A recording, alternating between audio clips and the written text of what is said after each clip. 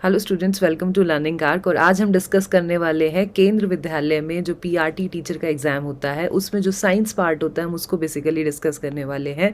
तो हमने अपनी प्रीवियस वीडियो में प्रीवियस ईयर क्वेश्चंस को केवीएस के डिस्कस किया था, तो उससे हमने यहाँ पर कंक्लूड किया था कि जितना भी 9th-10th है अगर हम उसको स्ट्रॉन्ग कर लेंगे तो ईजिली हम एग्ज़ाम को क्रैक कर पाएंगे। ठीक है, तो इसी के लिए हमने चैप्टर वाइज एक प्रैक्टिस सेट को बनाया है। तो यहाँ पर हम डिस्कस करने वाले हैं मोशन चैप्टर के कुछ एमसीक्यू बेस्ड क्वेश्चंस जो कि बहुत ही ज़्यादा इंपॉर्टेंट है। चलिए स्टूडेंट स्टार्ट करते हैं।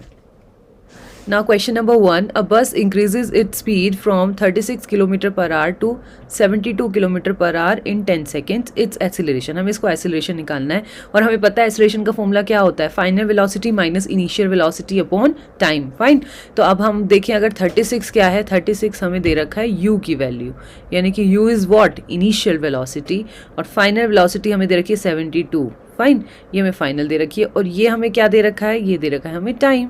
ठीक है, लेकिन एक चीज़ और ध्यान रखिए, यहाँ पर जो हमें आंसर है वो स्टैंडर्ड यूनिट मीटर पर सेकंड स्क्वायर में दे रखा है और टाइम की यूनिट देखें तो यहाँ पर सेकंड है, स्टैंडर्ड यूनिट है। लेकिन अगर हम स्पीड की वैल्यू देखें यू और वी की वैल्यू में, आप देखिए किलोमीटर पर आवर में दे रखी है। तो सबसे पहले तो हमें यूनिट कन्वर्ट करनी पड़ेगी। 36 को अगर किलोमीटर पर आवर तो मीटर पर सेकेंड में करेंगे, तो 36 और 5/18 से मल्टीप्लाई कर देंगे। ये शॉर्टकट है 5/18, नहीं तो आप पूरा भी कर सकते हैं। तो एक मैं आपको पूरा कंप्लीट करके दिखाती हूँ। लाइक 36 को हमने चेंज करना है, 36 किलोमीटर है अपॉन में आर है। ठीक है, तो हमें मल्टीप्लाई करना होगा। आपको पता है कि 1 kilometre is equals to 1000 metre होता है। फाइन, ठीक है, तो हम ये लिख सकते हैं यहाँ पर 1000 मीटर अपॉन 1 किलोमीटर। ठीक है, इसमें चेंज करना है, मल्टीप्लाई आवर्स में करना है। आपको पता है 1 घंटे में 3600 सेकेंड्स होते हैं, क्योंकि 1 घंटे में 60 मिनट्स होते हैं और 60 मिनट्स में 60 सेकेंड्स होते हैं। तो इसका मतलब क्या है, 3600 क्या हो गए, सेकेंड्स हो गए 1 आवर में। तो हम इसे यहाँ पर लिख सकते हैं 1 आवर अपॉन 3600 सेकेंड्स। ठीक है, तो एक शॉर्टकट है, इसीलिए हमने 5/18 बोला आपको पहले। तो आप इसको पूरा कैंसिल आउट करेंगे तो आपको आ जाएगा यहाँ पर 5 और 18। ठीक है, तो 5/18 आ जाता है अगर किलोमीटर पर आवर को हमने मीटर पर सेकंड में कन्वर्ट करना है। तो आप ऐसे भी कर सकते हैं। अब देखिए जब हम इसको कन्वर्ट करेंगे 18 2 जा 36, तो कितना आ जाएगा यहाँ पे, 2 5 जा 10, क्या आ जाएगी वैल्यू 10 क्या, मीटर पर सेकेंड। ठीक है, तो फर्स्ट हमारे पास u की वैल्यू तो आ चुकी है विच इज़ 10 मीटर पर सेकेंड, 10 मीटर पर सेकेंड आ गई है ये वैल्यू। ठीक है, क्लियर। अब हम निकाल लेते हैं v की वैल्यू, तो v, हाँ v भी निकाल लेते हैं। v इज़ व्हाट, 72 है हमारे पास, तो 72 किलोमीटर पर आवर है वही। तो हम क्या लगाएंगे, 5/18 से मल्टीप्लाई कर देंगे और 18 4 ज़ा 72 होता है। ठीक है, तो कितना आ जाएगा, 20 मीटर पर सेकेंड हमारे पास v की वैल्यू आ जाएगी। तो यहाँ पर हमारे पास v भी आ गया और यहाँ पर हमारे पास u भी आ गया। क्लियर, यहाँ पर निकाल लेते हैं। तो एक्सेलरेशन इज इक्वल्स टू क्या होता है, v minus you by T. v हमारे पास कितना है, 20 माइनस 10 अपॉन t। t कितना है बताइए, t कितना आ रहा है, 10 सेकेंड आ रहा है। ठीक है, तो कर लीजिए इसको, कितना आ जाएगा, 10 अपॉन 10 कट हो गया, ये कितना आ जाएगा 1 आ गया हमारे पास। और 1 एक्सीलरेशन है तो मीटर पर सेकेंड स्क्वायर। ठीक है, तो ये हमारे पास फाइनल वैल्यू एक्सीलरेशन की आ गई which is given in the 4th option. ये हमें 4 ऑप्शन में दिया हुआ है 1 मीटर पर second square. Clear I think. So here we have completed question number 1। Next, a bus moving along a straight line at 20 metre पर second undergo an acceleration of 4 metre पर second. Fine, तो यहाँ पर हमें acceleration दे रखा है और after 2 second it speed will be, यानी कि फाइनल स्पीड पूछ रहा है। ये हमें क्या दे रखा है, ये हमें दे रखी है u, इनिशियल वेलोसिटी। फाइन, और ये हमें क्या दे रखा है, एक्सेलरेशन दे रखा है। ये क्या दे रखा है, टाइम दे रखा है। और हमसे पूछा क्या है, v पूछा है, फाइनल वेलोसिटी क्या होगी। हमें पता है एक्सेलरेशन का फॉर्मूला क्या होता है, v minus u upon t. Fine, और v हमें we have to calculate, fine minus का 20, fine upon time is what, 2 second. Fine, acceleration की वैल्यू ऑलरेडी गिवन है विट इज़ 4, तो 4 into 2 is equals to v minus 20 है ना। तो 8 plus 20 is equals to v। Final velocity कितनी आ गई? 28 मीटर पर second. Here is the final velocity which is given in the fourth option, so answer fourth is the right answer. Now next question number third, a slope of the speed time graph gives. सबसे पहली बात तो ये clear कर लीजिए, जब हम slope की बात करते हैं तो स्लोप में और ग्राफ में हमें जितने भी ग्राफ से रिलेटेड क्वेश्चन है, क्योंकि मोशन चैप्टर में बहुत सारे क्वेश्चंस आपको मिलेंगे जो ग्राफ से रिलेटेड है और प्रीवियस ईयर में आए हुए भी हैं, ऐसे क्वेश्चंस भी मिलेंगे। अभी मैं आपके साथ NVS का, नवोदय विद्यालय संगठन का भी पेपर शेयर करूँगी, उसमें बहुत सारे क्वेश्चन हैं जो मोशन चैप्टर से आ रखे थे। तो और बेसिकली जो क्वेश्चन आ रखे थे वो ग्राफ बेस्ड आ रखे थे। तो ग्राफ बेस्ड में हमें दो चीज़ों को क्लियर करना बहुत ज़रूरी है। पहला तो स्लोप, की ग्राफ का क्या होता है, स्लोप के बारे में नॉलेज होनी चाहिए। दूसरा हम उसके एरिया के बारे में नॉलेज होनी चाहिए। तो दोनों ही क्वेश्चंस मैंने इस सीरीज में इंक्लूड किए हैं, इस प्रैक्टिस सेट में दोनों क्वेश्चंस इंक्लूड किए हैं। तो जो पहला क्वेश्चन है स्लोप बता रहा है, किसका है? Speed time graph. तो एक तरफ तो यहाँ पर क्या है? स्पीड, फाइन, और दूसरी तरफ क्या है? Time, fine. एक्स एक्सिस पे हम कह सकते हैं क्या है? एक्स एक्सिस पर हमारे पास टाइम है और वाई एक्सिस पर क्या है? स्पीड है, fine, it is given, fine. तो अब यहाँ पर हमारे पास स्लोप गिवन है, कोई भी स्लोप गिवन है। अगर कोई स्लोप गिवन है हमारे पास स्पीड टाइम ग्राफ का, तो स्लोप निकालने का फॉर्मूला क्या होता है? हम थीटा को निकालते हैं। थीटा का फॉर्मूला क्या होता है? अगर हम ट्रिग्नोमेट्री में जाएं 10th स्टैंडर्ड में, तो हमें पता है tan theta is equals to perpendicular upon base होता है। तो परपेंडिकुलर क्या होता है? वाई एक्सिस, यानी कि वाई का वाई कंपोनेंट, यानी कि Y axis upon X axis component, यानी कि टाइम, यानी कि स्पीड अपॉन, एक बार हम लिखें तो स्पीड अपॉन टाइम, और एक ही बात है हम बोलें कि वेलोसिटी अपॉन टाइम। और वेलोसिटी अपॉन टाइम किसको एक्सप्लेन करता है? एक्सीलरेशन को एक्सप्लेन करता है। So option third is the right answer in this case. Now question fourth, the area under, अब देखिए इस क्वेश्चन में एरिया पूछा है, इससे पहले क्वेश्चन में स्लोप की बात की गई थी। तो यहाँ पर जो है एक्सीलरेशन आंसर नहीं हो सकता। एक्सीलरेशन की यूनिट क्या होती है? मीटर पर सेकेंड स्क्वायर। तो बहुत से लोग तो इसे ही लगाएंगे answer, but this is wrong answer. The area under a speed time graph represent a physical quantity. ठीक है, अगर हम एरिया की बात करें, यानी कि अगर लेट्स सपोज मैंने ये यूनिफॉर्म मोशन के लिए बना दिया है स्पीड टाइम ग्राफ, स्पीड और टाइम ग्राफ हमने बना दिया यूनिफॉर्म के लिए। Here is our Y axis and here is our X axis, fine. तो यहाँ पर जो ये स्लोप है यूनिफॉर्म मोशन के लिए हमने ये ग्राफ बना दिया, यूनिफॉर्म एक्सेलरेशन के लिए। लेकिन यहाँ पर हमसे पूछा गया है, एरिया की बात की गई है। एरिया मतलब ये पूरे पार्ट की बात की गई है, फाइन। तो जब पूरे पार्ट की बात की जाती है तो ये क्या बन रहा है? बेसिकली ट्राइंगल बन रहा है। और ट्राइंगल के लिए क्या लेते हैं formula? Half into base into altitude. Base में क्या है? टाइम, इंटू एल्टीट्यूड क्या है? यानी कि स्पीड। ठीक है, क्या है? स्पीड है, फाइन। तो अब ये देखिए t इंटू स्पीड हो जाएगा। अब ये बताइए कि टाइम इंटू स्पीड क्या होता है? आप खुद बताइए, टाइम इंटू स्पीड अगर आपको पता है, स्पीड इज इक्वल्स टू क्या होता है? डिस्टेंस अपॉन टाइम होता है। तो time into speed into time क्या हो जाएगा? डिस्टेंस को ही तो एक्सप्लेन करेगा वो, ठीक है। और डिस्टेंस की यूनिट क्या होती है? मीटर होती है। तो first option is the correct answer कि डिस्टेंस की यूनिट क्या होगी? मीटर होगी, फाइन। और स्पीड इनटू टाइम डिस्टेंस को एक्सप्लेन करेगा। तो एरिया, ध्यान रखना जब भी क्वेश्चन गिवन होगा कि हमें ये नोट करना है कि स्लोप हमसे पूछा गया है या हमसे एरिया पूछा गया है, फाइन। तो एरिया पूछा है कि तो इस अकॉर्डिंग हम क्या करेंगे? पूरे एरिया को डिजाइन करेंगे। और जरूरी नहीं है कि इस बार ट्राइंगल दे रहेगा तो हर बार ट्राइंगल ही दिया हो। कई बार आपको वो फिगर दे के कोई भी एरिया दे सकता है, लाइक ट्रेपिज्म। बहुत सारे क्वेश्चन ट्रेपिज्म के भी आए हुए हैं, तो आप उसमें भी ट्रेपिज्म का एरिया लगा के उसका फॉर्मूला को यूज करेंगे और फिर आप यूनिट्स को निकालेंगे, क्लियर। तो हर क्वेश्चन डिफर होगा अपने आप में, तो यहाँ पर मीटर है इसका आंसर, क्लियर।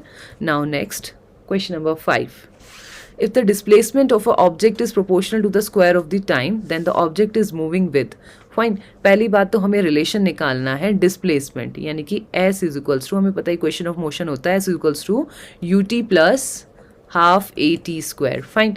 तो अगर हम इसका रिलेशन निकालें डिस्प्लेसमेंट से तो s इज, अगर बोलें कि s is equals to half at square, fine. तो यहाँ पे क्या आ रहा है? s is directly proportional t square के है, लेकिन a कैसे आ रहा है? ये कांस्टेंट आ रहा है इस केस में, या फिर a कह सकते हैं यूनिफॉर्म एक्सेलरेशन को रिप्रेजेंट कर रहा है।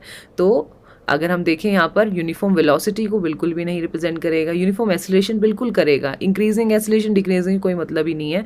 तो B option is the correct answer, uniform acceleration को एक्सप्लेन करेगा। Now next question, 4 cars ABCD, एक minute, Yes, 4 cars A B C D are moving on a leveled straight road. Straight road है और उस पे जो है ABCD कार जो है वो मूव कर रही है. यहाँ पर डिस्टेंस टाइम ग्राफ में मेंशन किया हुआ है. The distance time graph as shown in the figure. Which of the following is the correct statement regarding the motion of these cars. Fine, इन कार्स के अकॉर्डिंग बताना है क्या. फर्स्ट पूछा है कार ए इज फास्टर. पहली बात तो अगर हम ग्राफ को अच्छे से रीड करें, let us change the colour of our pen. Let us take red colour. Fine, अगर हम ग्राफ को अच्छे से रीड करें, आप ध्यान से देखिए, अगर हम बात करें बी की, बी सबसे ज़्यादा टाइम ले रही है और डिस्टेंस सबसे कम ट्रैवल कर रही है. अगर बी की बात करें तो बी सबसे कम डिस्टेंस ट्रैवल कर रही है और सबसे ज़्यादा टाइम भी कंज्यूम कर रही है. फाइन, तो बी सबसे स्लोएस्ट होगी. बी जो कार है वो सबसे स्लोएस्ट होगी. अगर हम सी की बात करें तो सी सबसे ज़्यादा डिस्टेंस कवर कर रही है और सबसे कम टाइम में कवर कर रही है. देखिए, अगर टाइम को नोट करें तो सबसे कम टाइम में कवर कर रही है. तो ये फास्टेस्ट होगी. कैसी होगी? फास्टेस्ट कार होगी. ये बी हमारी कैसी होगी? स्लोएस्ट कार होगी. ठीक है. और अगर देखें डी को, डी की स्पीड हाई है लेकिन सी से कम है. ऐसे ही इन कंपैरिजन में ए को देखें तो ए की स्पीड जो है वो बी के कंपैरेटिव में मॉडरेट है. बी की तो स्लोएस्ट है बिल्कुल. ठीक है. तो अब देखिए पूछा क्या है. Car A is faster than car D. A faster है डी से? बिल्कुल भी नहीं, डी ज़्यादा फास्टर है क्योंकि डी ज़्यादा डिस्टेंस को कवर कर रहा है कम टाइम के अंदर. फाइन, उसके बाद बी इज़ द स्लोएस्ट. बिल्कुल सही बता रखा है कि बी सबसे स्लोएस्ट है. बिल्कुल बी स्लोएस्ट है. बी सबसे ज़्यादा टाइम भी ले रही है और डिस्टेंस भी बहुत कम ट्रेवल कर रही है. ठीक है. Car D is faster than car C. D जो है फास्टर बिल्कुल नहीं, कार सी सबसे ज़्यादा फास्टेस्ट है और car C is the slowest. बिल्कुल गलत. तो बी ऑप्शन जो है इसमें सबसे सही आ रहा है और पूछा भी हमसे क्या है, करेक्ट स्टेटमेंट के ऊपर बात हो रही है. तो here is B option is the correct answer in this case. Now question number 7. A car of mass 1000 kg is moving with a velocity of 10 meter per second if the velocity time graph for this car is horizontal line parallel to the time axis. यानी कि अगर velocity time graph उसका बनाया जाए, एक तरफ velocity को mention किया जाए और दूसरी तरफ time को मेंशन किया जाए, यानी कि velocity time graph को मेंशन किया जाए तो वो बोल रहे हैं horizontal line which is parallel to the time axis. time axis से बिल्कुल parallel होगा. which is axis which is parallel to the time axis. time axis के parallel. Then the velocity of the car at the end of 25 second will be. 25 second के बाद velocity क्या होगी. Fine, time कितना भी बढ़ जाए, अगर हम बात कर रहे हैं पैरेलल है, इतनी तो इनिशियल वेलोसिटी अटेंड करी, उसके बाद वेलोसिटी कांस्टेंट हो गई, उसके बाद वेलोसिटी बढ़ी थोड़ी, उसके बाद तो टाइम ही बढ़ रहा है. ठीक है, टाइम ही बढ़ रहा है, वेलोसिटी तो कांस्टेंट हो गई है. ठीक है, तो हम कह सकते हैं अगर वेलोसिटी 10 मीटर पर सेकेंड है और ग्राफ ये वाला रिप्रेजेंट हो रहा है तो वेलोसिटी 10 मीटर पर सेकेंड ही रहेगी, चाहे टाइम कितना भी बढ़ता रहे. वैल्यूज़ का कोई मतलब नहीं बनता अगर हमारा ग्राफ जो है वो पैरेलल टू टाइम एक्सिस बन रहा है. फाइन, इसका मतलब क्या है, कांस्टेंट वेलोसिटी की बात हो रही है. तो 10 मीटर पर सेकंड है तो 10 मीटर पर सेकंड ही रहेगी, रेदर टाइम 25 सेकंड हो या 50 सेकंड, कितना भी हो. क्लियर. तो third option is the correct answer in this case. Now next question number 8. A motorcycle is being driven at a speed of 20 meter per second when brakes are applied to bring it to the rest in 5 seconds. Fine, यानी कि rest में अगर ले आए हैं तो final velocity कितनी हो गई है? 0. इनिशियल वेलोसिटी हमें क्या दे रखी है? ये u की वैल्यू दे रखी है. टाइम कितना दे रखा है? 5 सेकेंड्स दे रखा है. ठीक है. डिक्लेरेशन प्रोड्यूस पूछ रहा है तो हमें पता है एसिलरेशन का फॉर्मूला. पहले तो हम एसिलेशन का फॉर्मूला लगाएंगे. एसिलेशन का फॉर्मूला क्या हो जाएगा? v minus u upon t. Fine, और v की वैल्यू क्या है? फाइनल वेलोसिटी 0 है. रिटार्ड होते होते गाड़ी जो है वो रुक गई है. फाइन, स्टॉप हो गई है.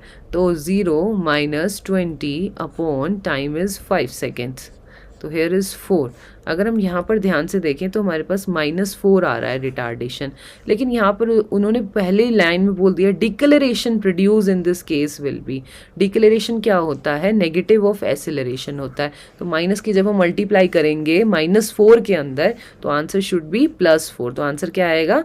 +4 आएगा, क्योंकि हमें पता है deceleration is equals to minus of acceleration होता है. ठीक है. तो अगर हमसे ये डिक्लेरेशन वैल्यू ना दे रखी होती, अगर उन्होंने सेंटेंस में ये मार्क नहीं कर रखा होता, सिर्फ एसिलरेशन पूछा होता है, एसिलरेशन प्रोड्यूस, तब हम -4 आंसर को लगाते. लेकिन यहाँ पर उसने डिक्लेरेशन बोल दिया है इसीलिए +4 को आंसर को लगाएंगे. Clear. A option is the right answer in this case. Now a sprinter is running along the circumference of a big sports stadium with constant speed. Which of the following do you think is changing in this case, क्या चीज़ change हो रही है इस case में? Magnitude of acceleration being produce, distance covered by the sprinter per second, direction in which the sprinter is running, बिल्कुल, और centripetal force acting on the sprinter. Sprinter क्या है? एक एथलीट के ऊपर बात हो रही है जो एक सर्कुलर स्टेडियम है और उसमें जो है रनिंग कर रहा है, प्रैक्टिस कर रहा है वहाँ पर, ठीक है, circumference of the big sports stadium with the circumference पे, यानी कि बाउंड्री पर, ठीक है, विद अ कांस्टेंट स्पीड, किसके साथ? कांस्टेंट स्पीड के साथ। विच of the following do you think is changing in this case, क्या चीज़ चेंज होती है? एक बात याद करिए, जब हम यूनिफॉर्म सर्कुलर मोशन की बात कर रहे होते हैं तो हर पॉइंट में हमें टेंजेंट बना के उसकी डायरेक्शन को बताया जाता है कि हर पॉइंट पे डायरेक्शन जो है वो चेंज हो रही है। अगर दो ऑल्टरनेटिव पॉइंट भी है ना, तो दोनों की डायरेक्शन क्या होगी? डिफर होगी। हर पॉइंट अपने आप में डिफरेंट डायरेक्शन को बताएगा यूनिफॉर्म सर्कुलर मोशन में। तो इसलिए इस केस में हम ये तो कह सकते हैं कि यूनिफॉर्म सर्कुलर मोशन में स्पीड सेम हो सकती है बट वेलोसिटी सेम नहीं हो सकती, क्योंकि वेलोसिटी जो है वो एक वेक्टर क्वांटिटी है, वो डायरेक्शन पे डिपेंड करती है, ठीक है, और हर पॉइंट पे हमारी डायरेक्शन जो है वो चेंज हो रही है, तो कांस्टेंट हो ही नहीं सकती, वेलोसिटी चेंज होगी। फाइन, तो हम बता सकते हैं अब यहाँ पर क्या है, थर्ड ऑप्शन में देखो उन्होंने बता भी रखा है, direction in which the sprinter is running, direction हर पॉइंट पे चेंज हो रही है, हर ईच एंड एवरी पॉइंट पे चेंज हो रही है। So C option is the correct answer in this case. Fine, next. If the speed time graph of a moving object shown here, the part which indicates uniform deceleration of the object. इस figure में देख के बताइए कि uniform declaration कौन बता रहा है। देखिए, अगर पैरेलल टू टाइम एक्सिस है, यानी कि ये क्या है, स्पीड कांस्टेंट स्पीड है, बिल्कुल नहीं बढ़ रही है, इस पॉइंट पे आके स्पीड कांस्टेंट हो गई है। और अगर हम ये वाले पार्ट की बात करें, यानी कि क्यू से जो आर का जो पार्ट है उसमें वो बता रहा है यूनिफॉर्म एक्सेलरेशन के बारे में बात हो रही है, क्योंकि स्पीड टाइम ग्राफ है। और अगर हम आर एस की बात करें तो ये आर एस किसके बारे में बता रहा है, रिटार्डेशन के बारे में या डिक्लेरेशन के बारे में बता रहा है। और फिर से एस टी की बात करें तो एस टी क्या है, कॉन्स्टेंट है, बिल्कुल, है ना, उस केस में क्या है, बिल्कुल कॉन्स्टेंट है, स्पीड उसके आगे बढ़ ही नहीं रही है। तो आर एस हमें किसके बारे में बता रहा है, रिटार्डेशन के बारे में, डिक्लेरेशन के बारे में। So option third is the right answer in this case. Clear, I think. Now next question number 11th. A student draw a distance time graph for a moving scooter and finds that a section of the graph in a horizontal line parallel to the time axis. ठीक है, which of the following conclusion is correct about the section of the graph?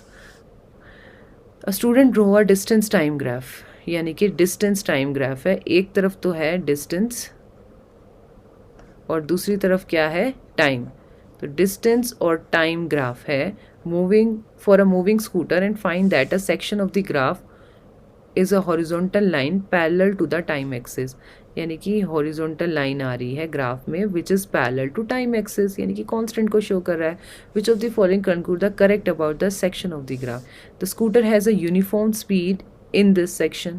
The distance traveled by scooter is minimum, बिल्कुल भी नहीं, maximum, बिल्कुल भी नहीं। The distance traveled by the scooter is 0 in this section, बिल्कुल सही बता रहा है कि जो distance travel किया है स्कूटर ने वो 0 है in this section, इस section, यानी कि यहाँ तक तो कुछ ना कुछ distance को attain किया, लेकिन इसके बाद time बढ़ा, distance बिल्कुल भी नहीं बढ़ा, तो यानी कि distance क्या हुआ, distance travel इसके बाद 0 हो गया। क्लियर, ठीक है, distance क्या हो गया, 0 हो गया। तो D option is the correct answer in this case. Now question number 12. Which one of the following is most likely not a case of uniform circular motion? इसमें से कौन सा केस नहीं है, नॉट पूछा है सर्कुलर मोशन का। तो अगर हम पहला एग्जांपल दें, motion of the earth around the sun, अगर अर्थ अराउंड कर रही, रिवॉल्व हो रही है सन के अराउंड में, तो वो एकदम यूनिफॉर्म है, 365 दिन में ही रिवॉल्व होती है, और अगर अपने प्लेस पे रोटेट हो रही है तो वो पता है डे नाइट सिस्टम को शो कर रही है, तो यानी कि बिल्कुल सिस्टम है, यानी कि यूनिफॉर्म से है, ठीक है, तो यूनिफॉर्म सर्कुलर मोशन को ही वो फॉलो कर रही है। इवन ये एग्जाम्पल भी अगर आप एनसीईआरटी में देखेंगे तो ये एग्जाम्पल में दे रखा है यूनिफॉर्म सर्कुलर मोशन की, motion of the earth around the sun is always uniform. Fine, उसके बाद motion of the toy train on a circular track, अगर कोई टॉय ट्रेन है सर्कुलर ट्रैक पे मूव हो रही है तो वो भी यूनिफॉर्मली मूव हो रही है, यूनिफॉर्म सर्कुलर मोशन में ही मूव हो रही है। क्लियर, उसके बाद नेक्स्ट आता है motion of the racing car on a circular track. देखिए रेसिंग कार का, देखिए रेसिंग कार में स्पीड जो है वो एक्सेलरेट भी हो सकती है, रिटार्ड भी हो सकती है, कम भी हो सकती है, ज़्यादा भी हो सकती है, वो एकदम यूनिफॉर्म नहीं हो सकता, डिपेंड करता है उस ट्रैक में अगर बहुत सारी गाड़ियाँ रहेंगी तो स्पीड कम या ज़्यादा ज़्यादा होती रहेगी, यूनिफॉर्म नहीं रहेगी। क्लियर? तो ये वाला जो केस है हम ये कह सकते हैं कि motion of a racing car on a circular track is not always uniform, not uniform. Fine, हो भी सकता है और नहीं भी हो सकता है। ठीक है, अगर हम फोर्थ ऑप्शन को एक बार चेक करते हैं, motion of the hours hand on the dial of a clock. अगर क्लॉक पे देखें कि आर हैंड जो है वो भी एकदम यूनिफॉर्म रहता है, घंटे की सुई पूरा क्लियरली बताती है। आर हैंड देखें या फिर सेकंड हैंड को देखें या फिर मिनट हैंड को देखें तो वो एक सिस्टम, एक यूनिफॉर्म से रिवॉल्व हो रहे हैं, तो वो फॉलो कर रहे हैं यूनिफॉर्म सर्कुलर मोशन को। और हमें पता है, अगर हम डेफिनेशन भी देखें यूनिफॉर्म सर्कुलर मोशन के, पहली बात तो सर्कुलर मोशन का मतलब क्या होता है? When a body moves in a circular path is known as circular motion. ठीक है, लेकिन अगर बॉडी यूनिफॉर्म मूव हो रही है, when a body move with a constant speed और with a uniform speed in a circular track और circular path is known as uniform circular motion. उस केस को हम क्या बोलते हैं? यूनिफॉर्म सर्कुलर मोशन बोलते हैं। तो इन सभी केसेस में सर्कुलर मोशन हो रहा है, लेकिन एक्सेप्ट कौन सा? इन सब में देखिए, अगर आर हैंड भी, वो भी क्या करता है? यूनिफॉर्म सर्कुलर मोशन को फॉलो करता है। लेकिन अगर हम बात करें motion of the racing car जो है, इसकी स्पीड जो है वो फ्लक्चुएट होती रहती है, कभी ज़्यादा होगी कभी कम होगी। ठीक है, तो वो यूनिफॉर्म को फॉलो नहीं करती। क्लियर? तो इसका राइट आंसर जो है वो है हमारा third option, C option is the right answer. ठीक है, C is the right answer in this case. If you have any query related to these questions मुझे कमेंट करके ज़रूर बताइएगा students. And if you like this video, do like, share and subscribe to my channel. Thank you everyone.